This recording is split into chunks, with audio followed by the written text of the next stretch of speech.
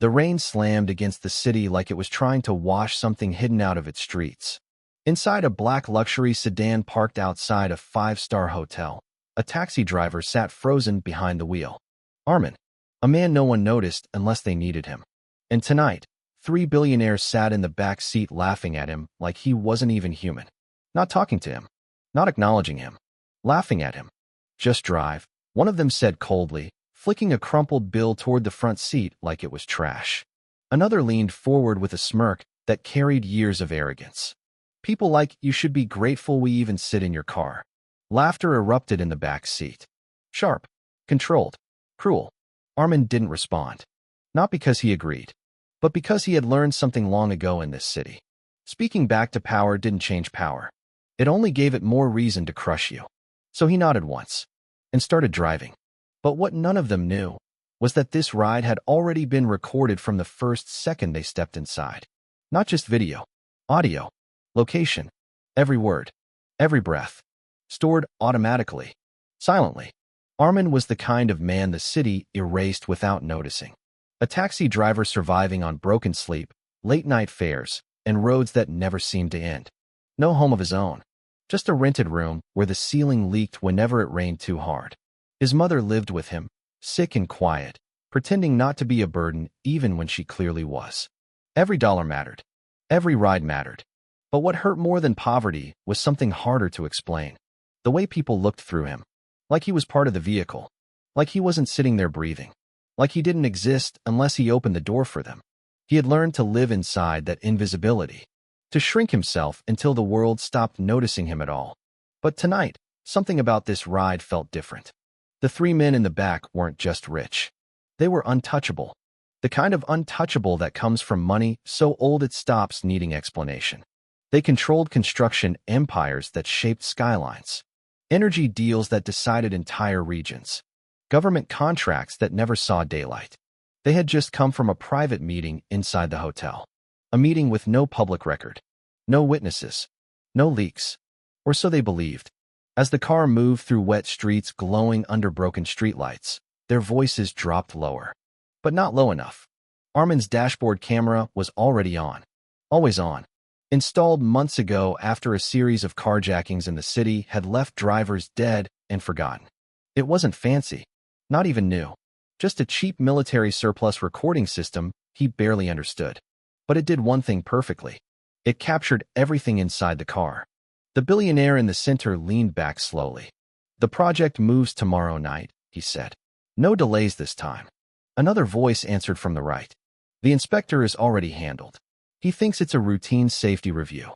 A third chuckled softly. He won't even realize what gets built over him.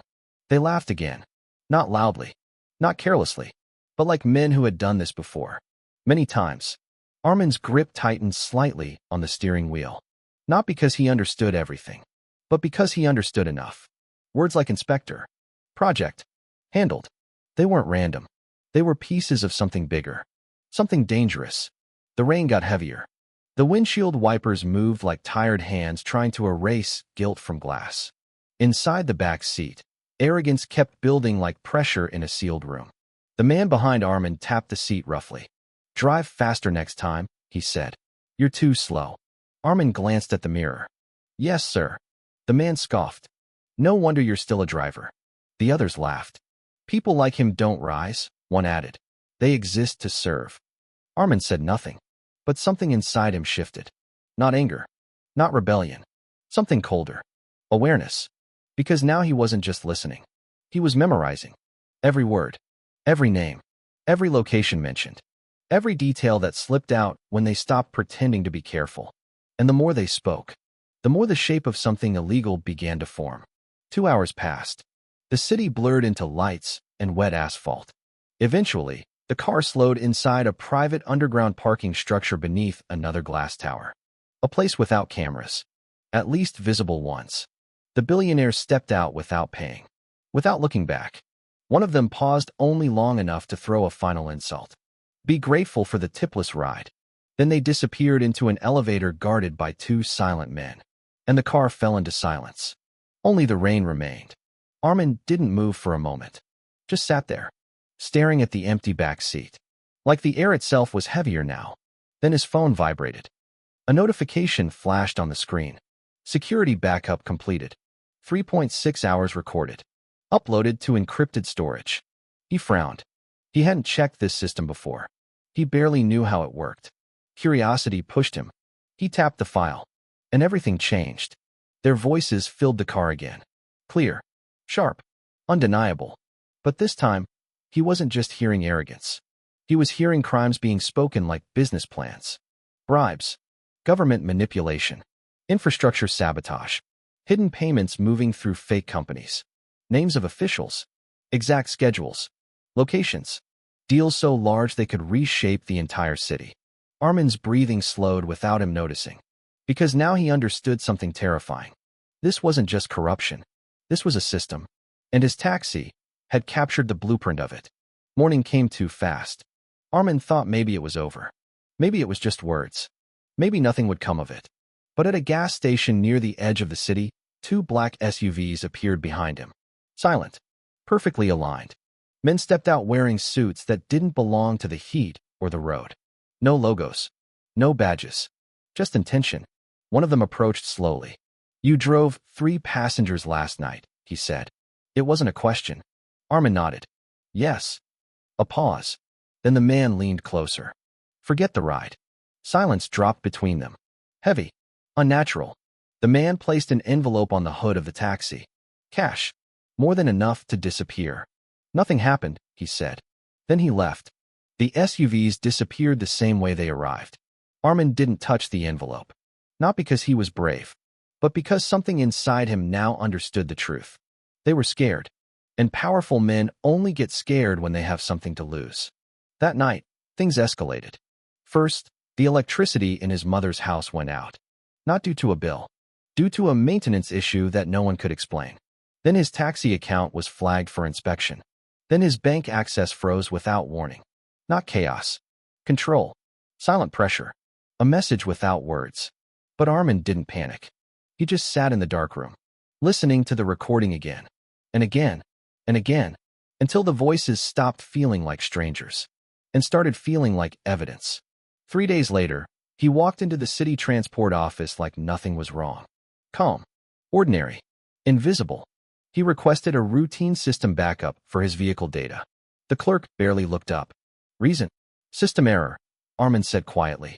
A few clicks. A USB transfer. Nothing suspicious. And just like that, another copy of the truth existed outside their reach. Then another copy went to a journalist who specialized in corruption cases. No name. No trace. Just a file.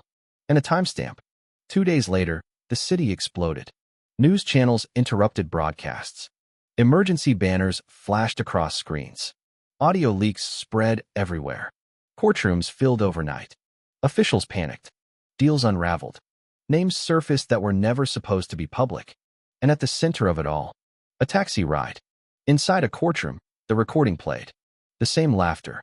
The same arrogance. Then the words. Clear. I own the inspector. The project goes forward no matter what. Silence swallowed the room.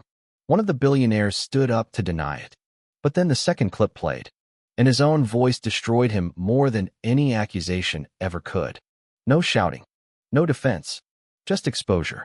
Weeks later, Armin still drove his taxi. Same roads. Same rain. Same city. But the weight of invisibility had changed. His mother's house was repaired quietly by anonymous donations. His debts vanished without explanation. And yet, he never appeared on television.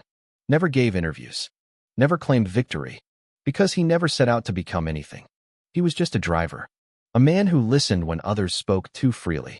A man whose car had become something no one expected. A witness. Not to power, but to its collapse. And as he drove through the glowing streets at night, rain sliding across the windshield, the city looked different now. Not because it changed, but because for once, it had been forced to speak its own truth. And that truth had been recorded.